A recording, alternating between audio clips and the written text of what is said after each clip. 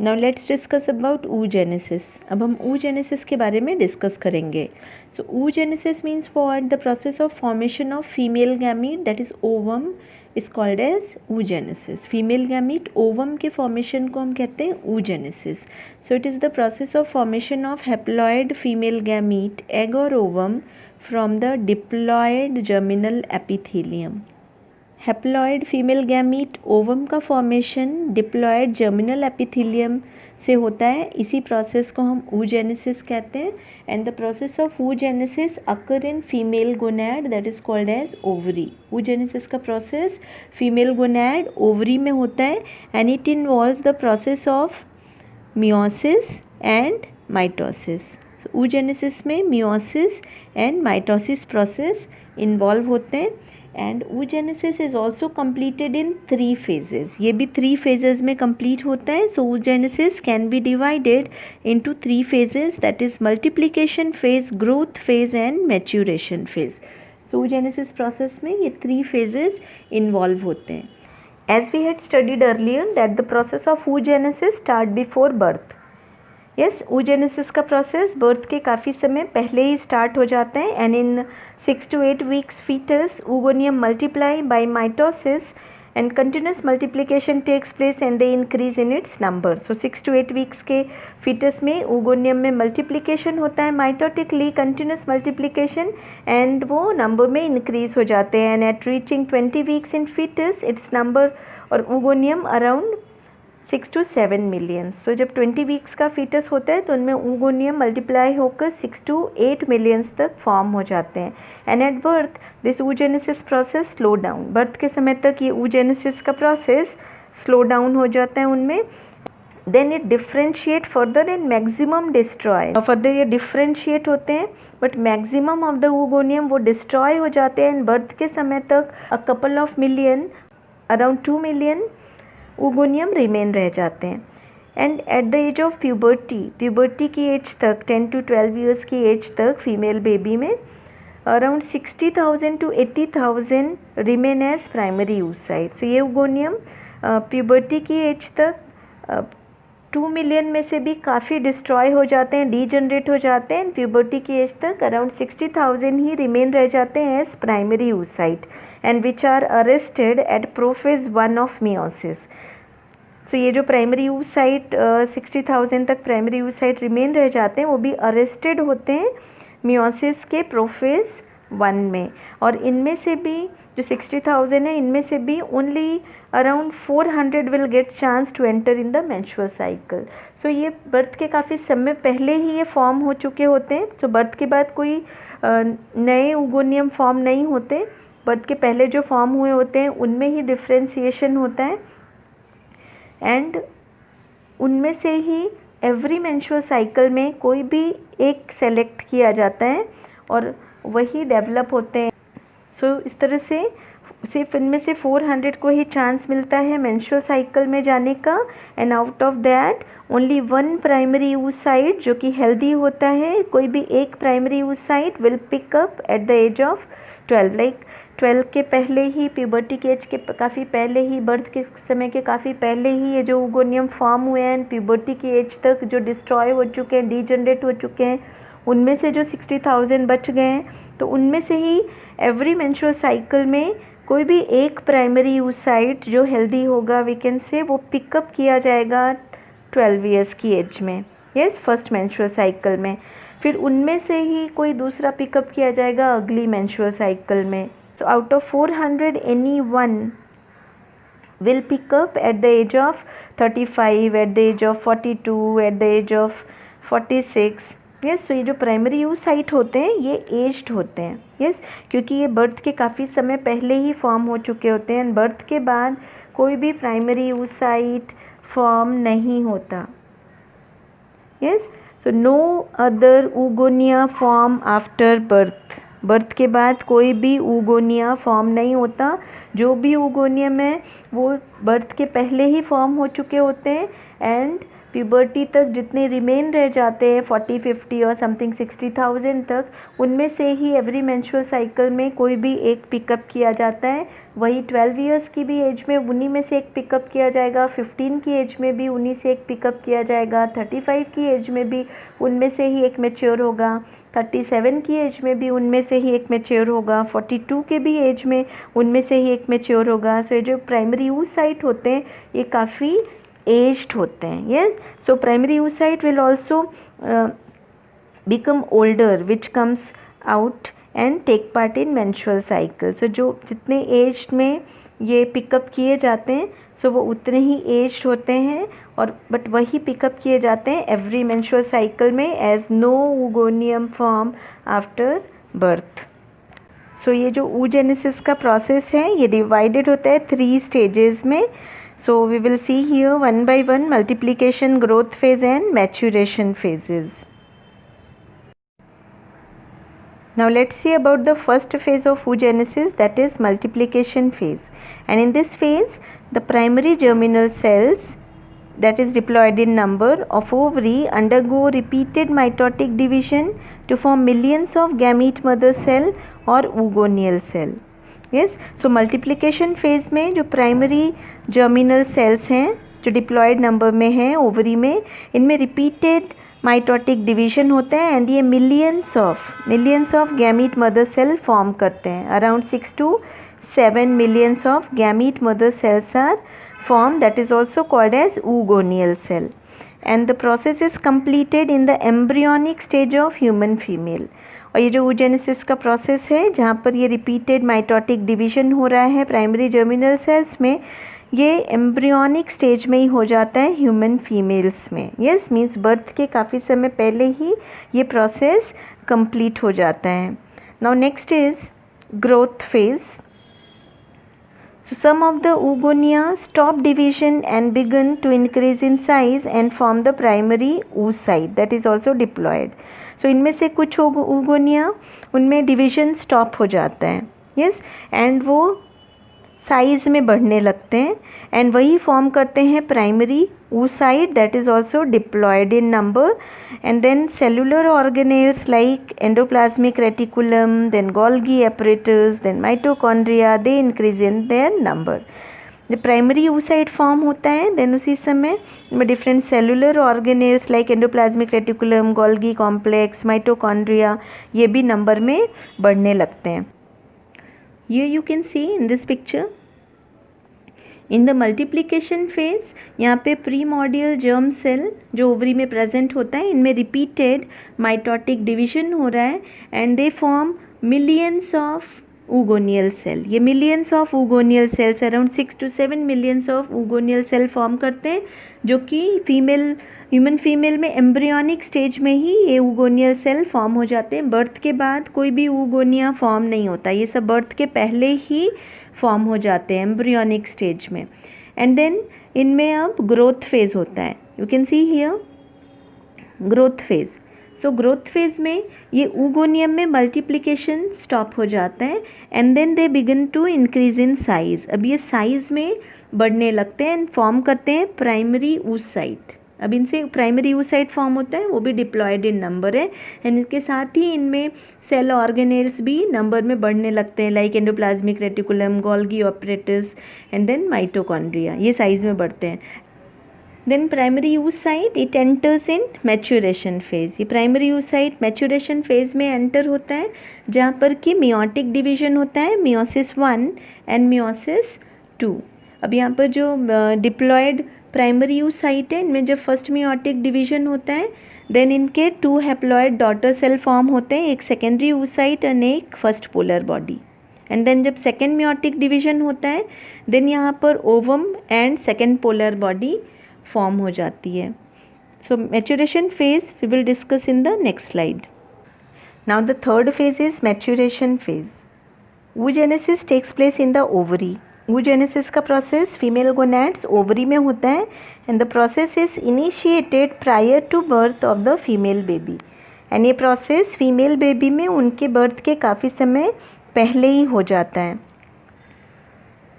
The primary oocyte, which is diploid in number, enter the maturation phase which include meiotic division, that is meiosis 1 and meiosis 2. Primary oocyte enter होता है maturation phase में. You can see here this primary oocyte enters in the maturation phase, and maturation phase में यहाँ पर इनमें meiotic division होता है, that is meiosis 1 and meiosis 2. The diploid primary oocyte undergo meiosis 1, that is reduction division, to form two haploid daughter cells, and this division is peculiar in female as both the daughter cells are with haploid number of chromosome, that is 23 chromosome. So here you can see the primary oocyte that which is diploid in number. इनमें जब meiosis 1 होता है, that is the reduction division, so यहाँ पर two haploid daughter cells form. Yes, and ये जो division है females में peculiar होता है, as जो इनमें daughter cells हैं इनमें haploid number of chromosome होंगे, क्योंकि ये reduction division है, meiosis 1 is reduction division. So primary oocyte में diploid है, यहाँ पर 46 number of chromosome है. Then meiosis 1 के बाद यहाँ पर जो haploid polar body and secondary oocyte form हो रहे हैं, इनमें क्रोमोसोम नंबर होंगे 23 chromosome here and 23 chromosome here. Haploid number of chromosomes present हैं डॉटर सेल्स में. But due to unequal division of cytoplasma of the two daughter cells produced, one is a large cell called as secondary oocyte and another is small cell called as first polar body. So यहाँ पर two daughter cells तो form हो रहे हैं, but इनमें जो cytoplasm का division है वो अनइक्वल है. इसमें ज़्यादा साइटोप्लाज्मा है, यहाँ पर कम है. Yes, so one is large and one is small cell. So जो लार्ज सेल है जहाँ पे ज़्यादा साइटोप्लाज्मा है, so that is called as secondary oocyte, whereas another one, this small cell, is called as first polar body. So यहाँ पे जो secondary oocyte हैं ये fertilization में help करेंगे, whereas polar body ये fertilization के लिए important नहीं होते. Here in the first polar body, major content of nutrient is present which is given to the secondary oocyte. So secondary oocyte fertilization में role play करेगा, जहाँ पर कि first polar body ये न्यूट्रिएंट को देता है. इनमें जो न्यूट्रिएंट प्रेजेंट हैं वो सेकेंडरी oocyte को देता है फर्टिलाइजेशन के समय. Normally the first polar body does not enter meiosis 2 and the secondary oocyte proceed meiosis 2 only up to metaphase 2.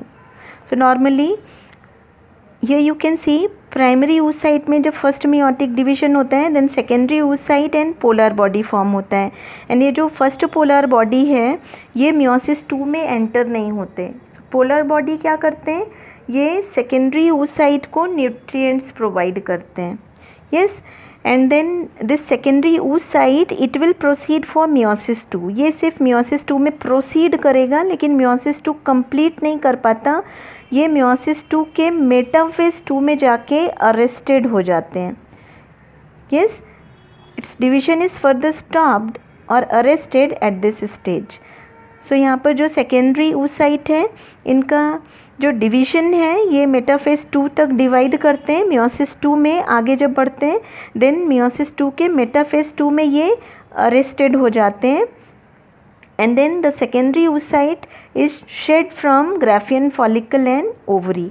So menstruation cycle में हम लोगों ने पढ़ा है कि secondary oocyte ही जब mature Graafian follicle rupture होते हैं, so उनमें से secondary oocyte release हो जाते हैं, but ये मेटाफेज 2 में arrested होते हैं.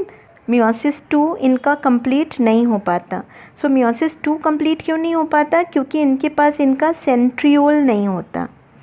Yes, we had studied in the structure of sperm, जहाँ पर कि स्पर्म्स के पास सेंट्रियोल होता है, और जब यहाँ पे फर्टिलाइजेशन होगा, अगर जब स्पर्म्स एंटर होते हैं, then sperms will release their centriole in the secondary oocyte, तभी ये अपना meiosis 2 कंप्लीट करेंगे.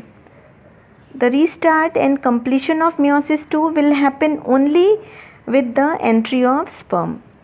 यस। सो यहाँ पर ये सेकेंडरी oocyte मेटाफेज 2 में अरेस्टेड हैं और इनका मेटाफेज 2 तभी कंप्लीट होगा जब स्पर्म्स एंटर होंगे फीमेल जेनाइटल ट्रैक्ट में, फेलोपियन ट्यूब में। जब ये सेकेंडरी oocyte रिलीज़ हो जाते हैं ग्राफियन फॉलिकल से, देन ये फेलोपियन ट्यूब में एम्पुला रीजन में आ जाते हैं, यस। और जब एम्पुला रीजन तक कोइटस में या सेक्स के थ्रू जब मेल का स्पर्म एंटर होगा और एम्पुला रीजन में आएगा और जब उनका फर्टिलाइजेशन होगा सेकेंडरी oocyte के साथ, and the sperms will release their centriole in the secondary oocyte, then only इसका मियोसिस 2 कंप्लीट होगा।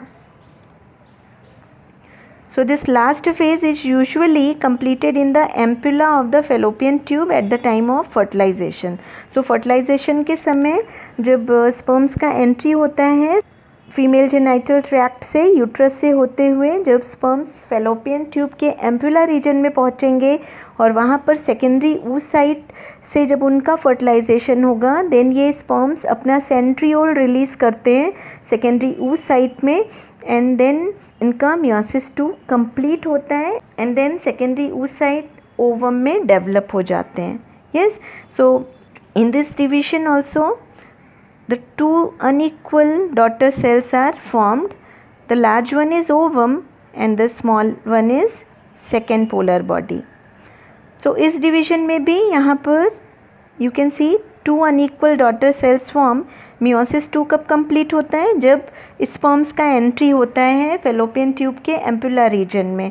जब एम्पुला रीजन में स्पर्म्स रीच करेंगे और वो अपना सेंट्रियोल रिलीज़ करेंगे सेकेंडरी oocyte में, उसी समय इनका मियोसिस 2 कंप्लीट होता है, एंड यहाँ पे फिर अनइक्वल डिवीजन होता है जहाँ पर कि एक ओवम एंड एक पोलर बॉडी फॉर्म होता है, that is the second polar body.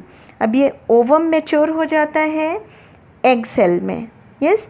ये ओवम मैच्योर हो जाएगा एग सेल में, एंड जो सेकेंड पोलर बॉडी है, सेकेंडरी पोलर बॉडी, ये फर्टिलाइजेशन के बाद फॉर्म होते हैं, and they helps in shedding of excess nutrients during ovum production. So ovum के प्रोडक्शन के समय जो यहाँ पर एक्सेस न्यूट्रिएंट्स होते हैं उनको शेड ऑफ करने में, उनको रिलीज़ करने में ये हेल्प करते हैं ओवम के प्रोडक्शन के समय। The ovum so formed function as the female gamete and is ready for fertilization.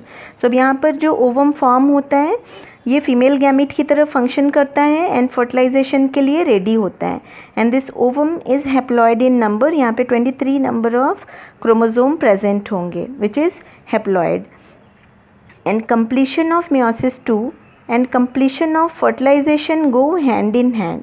सो ये यू कैन सी मियोसिस 2 जैसे ही कंप्लीट होता है ओवम फॉर्म होता है, एंड इसके साथ ही फर्टिलाइजेशन भी होता है। So meiosis 2 and fertilisation side by side होता है, एक साथ ही होता है, यस। क्योंकि मियोसिस 2 के लिए जब सेकेंडरी oocyte यहाँ पर जब स्पर्म्स इनको पेनिट्रेट करते हैं एंड अपना सेंट्रियोल रिलीज़ करते हैं सेकेंडरी oocyte में, देन इनका मियोसिस 2 कंप्लीट होता है। जैसे ही मियोसिस 2 कंप्लीट होता है ओवम फॉर्म होता है, एंड देन स्पर्म्स का ओवम के साथ फर्टिलाइजेशन हो जाता है। सो मियोसिस 2 का कंप्लीशन एंड फर्टिलाइजेशन ये हैंड इन हैंड होता है, and if the secondary oocyte does not receive sperm or spermatozoa, it is shed off along with menstruum. So अगर ये secondary oocyte यहाँ पे अगर sperm receive नहीं होंगे, sperm का centriole यहाँ पर release नहीं होगा, then इनका meiosis 2 complete नहीं होगा और fertilization भी नहीं होगा। Then in that case what will happen? ये secondary oocyte menstrual cycle में menstruum के साथ ही बॉडी से फीमेल बॉडी से रिलीज़ हो जाते हैं। So in this way we had discussed about the process of oogenesis, where we had seen different phases, like first is multiplication phase. In the multiplication phase ये primary germinal cell which is present in the ovary, ये ovary में इनमें repeated mitotic division होता है, and they form millions of oogonia. Millions of oogonia form होते हैं, and ये जो multiplication phase है ये फीमेल में, ह्यूमन फीमेल में एम्ब्रियोनिक स्टेज में ही कंप्लीट हो जाता है, and then comes to the growth phase. Growth phase में oogoनियम में डिवीजन स्टॉप हो जाता है एंड ये साइज़ में बढ़ते हैं, yes, and then they form primary oocyte. जो प्राइमरी oocyte फेज फॉर्म होता है ये अरेस्टेड होते हैं प्रोफेज 1 में. यस, सो मियोसिस 1 के प्रोफेज 1 में अरेस्टेड होते हैं. एंड देन इनमें से किसी एक को ही चांस मिलता है आगे बढ़ने के लिए. सो जिसको चांस मिलता है आगे बढ़ने के लिए, नेक्स्ट फेज़ में जाने के लिए, नेक्स्ट डिवीज़न के लिए, उन्हीं का मियोसिस 1 कंप्लीट होता है और यहाँ पर 2 डॉटर सेल्स फॉर्म होते हैं. एक प्राइमरी oocyte सेलेक्ट किया जाता है, उसका ही मियोसिस 1 कंप्लीट होता है एंड यहाँ पर 2 डॉटर सेल्स फॉर्म होते हैं. यहाँ पे साइटोप्लाज्मा का अनइक्वल डिवीजन होता है जिसकी वजह से 1 large and 1 smaller size cell is formed. So जो लार्ज वाला सेल है इसे हम कहते हैं सेकेंडरी oocyte एंड जो स्मॉलर वन है this is the first polar body. So secondary oocyte ovary से रिलीज़ होते हैं ग्राफियन फॉलिकल से. यस, ओव्यूलेशन में. एंड ये फर्टिलाइजेशन होता है इसका स्पर्म के साथ. Whereas this first polar body, इनका फर्टिलाइजेशन में कुछ इंपॉर्टेंट रोल नहीं होता, बट इनमें this major content of nutrient is present which is given to the secondary oocyte. Fertilization के समय इनका जो कंटेंट है ये सेकेंडरी oocyte को मिल जाता है. एंड नाउ अब जो ये सेकेंडरी oocyte है ये मियोसिस 2 इनमें स्टार्ट तो होता है, मियोसिस 2 इनमें स्टार्ट तो होता है, लेकिन मियोसिस 2 इनका कंप्लीट नहीं हो पाता और ये भी अरेस्ट हो जाते हैं मियोसिस 2 के मेटाफेज 2 में. सो ये सेकेंडरी oocyte मेटाफेज 2 में अरेस्टेड होते हैं. जब ये ग्राफियन फॉलिकल से रिलीज़ होते हैं उस समय ये मियोसिस 2 में अरेस्टेड होते हैं. क्यों अरेस्टेड होते हैं? क्योंकि इनके पास इनका सेंट्रियोल नहीं होता है. Because they don't have centriole. Due to lack of its centriole, it arrested at metaphase 2. So जब सेकेंडरी oocyte एम्पुलर रीजन में जाते हैं, एम्पुलर रीजन में जब स्पर्म्स का एंट्री होगा और स्पर्म्स अपना सेंट्रियोल सेकेंडरी oocyte में रिलीज़ करते हैं तब इनका मियोसिस 2 कंप्लीट होता है. And then they develop into mature egg, तभी ये मैच्योर एग में डेवलप होते हैं. सो ये लास्ट फेज़ मोस्टली कंप्लीट होता है एम्पुलर रीजन में, फॉलोपियन ट्यूब के एम्पुलर रीजन में. जब एम्पुलर रीजन में स्पर्म्स का एंट्री होता है और वो इसको पेनिट्रेट करते हैं, अपना सेंट्रियोल रिलीज़ करते हैं, देन इनका मियोसिस 2 कंप्लीट होता है एंड ये डेवलप हो जाते हैं ओवम में एंड इसके साथ ही फर्टिलाइजेशन कंप्लीट होता है. यहाँ पर भी डिवीजन में two unequal daughter cells are formed. Yes, so one is larger one is a smaller one. So larger one क्या होता है? ओवम होता है जो कि फीमेल गैमिट की तरह फंक्शन करता है एंड फर्टिलाइजेशन के लिए रेडी रहता है. और जो यहाँ पर सेकेंड पोलर बॉडी फॉर्म हो रहे हैं ये फर्टिलाइजेशन में they don't play any role but they helps in shedding of excess nutrients during the ovum production. So ovum production के समय जो एक्सेस न्यूट्रिएंट्स, एक्सेस साइटोप्लाज्मा उनको ये रिलीज़ करते हैं ड्यूरिंग ओवम प्रोडक्शन. सो अब इस तरह से यहाँ पर मेटाफेज 2 कंप्लीट होने के बाद प्रॉपर ओवम का फॉर्मेशन होता है and then from this ovum formation of mature egg cell. अब इसी ओवम से मैच्योर एग सेल का फॉर्मेशन होता है एंड ये जो सेकेंड पोलर बॉडी फॉर्म होते हैं ये फर्टिलाइजेशन के बाद फॉर्म होते हैं. And meiosis 2 division also completed after fertilization. So meiosis 2 division भी फर्टिलाइजेशन के बाद ही कंप्लीट होता है and then this ovum will mature into egg cell. So in this way we had discussed about the process of oogenesis and its different phases, and now in the next lecture we will discuss about the structure of secondary oocyte.